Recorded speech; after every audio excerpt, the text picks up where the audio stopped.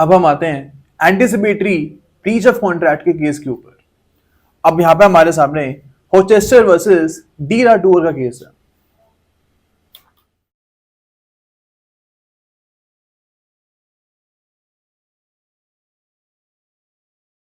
अब हम इस केस के फैक्ट्स को देखते हैं। यहां पे जो कॉन्ट्रैक्ट है ए और बी के बीच में, ये 1 जन 1963 को हुआ था। अब ये जो डेट्स हैं, these are not accurate dates, हमको यहाँ पे सिर्फ फैक्ट समझना है।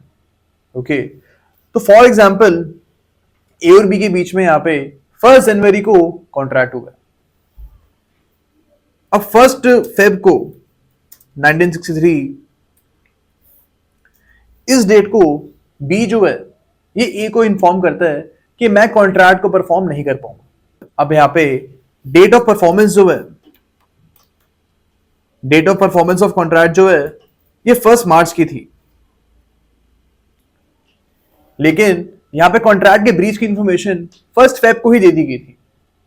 अब इन दिस केस ए जो है यानी ऑपोजिट पार्टी जो है, इसको डिसाइड करना है कि 1 फेब को ये कॉन्ट्रैक्ट को टर्मिनेट करे या फिर 1 मार्च को ये कॉन्ट्रैक्ट को टर्मिनेट करे। ये अगर चाहे तो 1 फेब को भी कॉन्ट्रैक्ट टर्मिनेट कर सकता है एंड 1 फेब को ही ये कंपनसेशन मांग सकता है बी से। ओके, तो ये इस केस में बोला गया था। अगर यहां पे आप 1 फेब को ही कॉन्ट्रैक्ट टर्मिनेट कर रहे हो, then you can ask for compensation under section number 75 of Indian contract act. लेकिन अगर आप 1 मार्च को यहाँ पे कॉन्ट्रैक्ट को टर्मिनेट कर रहे हो, तो आप सेक्शन नंबर 73 में जाके कंपनसेशन को मांगोगे। ओके, तो आपको याद रखना है that the section of anticipatory breach of contract is section number 75। इस केस में बोला गया था that contract is from the date of formation of contract and not from the date of performance of the contract. यानी कि जो contract है वो फॉर्मेशन के डेट से माना जाएगा एंड जो परफॉर्मेंस की डेट है वहां से कॉन्ट्रैक्ट नहीं माना जाएगा। यानी फॉर्मेशन ऑफ कॉन्ट्रैक्ट के बाद कभी भी आप कॉन्ट्रैक्ट को ब्रीच करते हो, then it will be considered to be breach of contract. Okay, तो ये कुछ चीजें हमको यहाँ पे याद रखनी है। अब हम एक सिचुएशन को यहाँ पे कंसीडर करते हैं। फॉर एग्जाम्पल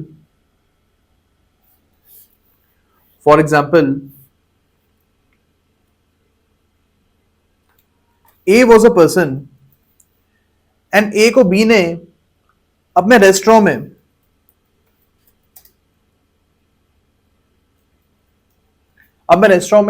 खाना खाने के लिए बुलाया था।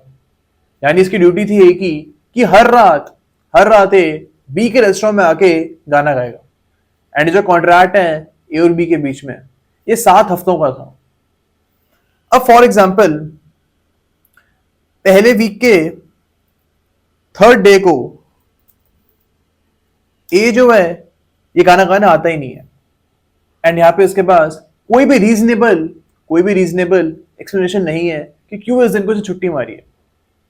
ओके, अब इन दिस केस बी अगर चाहे तो इस दिन को ही कॉन्ट्रैक्ट को टर्मिनेट कर सकता है एंड ए से ये कंपनसेशन मांग सकता है। इसको यहाँ पे 7 हफ्ते खत्म होने की जरूरत नहीं है। लेकिन फॉर एग्जाम्पल ए जो है ये 1st वीक के 4th डे को दोबारा से आ जाता है गाने गाने के लिए एंड जो बी है ये ए को अलाउ कर देता है 4th डे को गाना गाने के लिए। अब यहाँ पे B can not terminate this contract. B इस कॉन्ट्रैक्ट को टर्मिनेट अब नहीं कर सकता है बिकॉज इसने ए से अब परफॉर्मेंस एक्सेप्ट कर ली है। लेकिन इस केस में ये हो सकता है कि जो 3rd डे को ये नहीं आया था उसकी कंपनसेशन बी ए से मांग सकता है। ये यहाँ पे हो सकता है, लेकिन कॉन्ट्रैक्ट अब ये टर्मिनेट नहीं कर सकता। ओके, लेकिन फॉर एग्जाम्पल 4th डे को बी ए को गाने से मना कर देता है। तो in this case B can actually terminate this contract on the 3rd day. तो ये कुछ चीजें हमको समझनी है इन दिस कॉन्सेप्ट।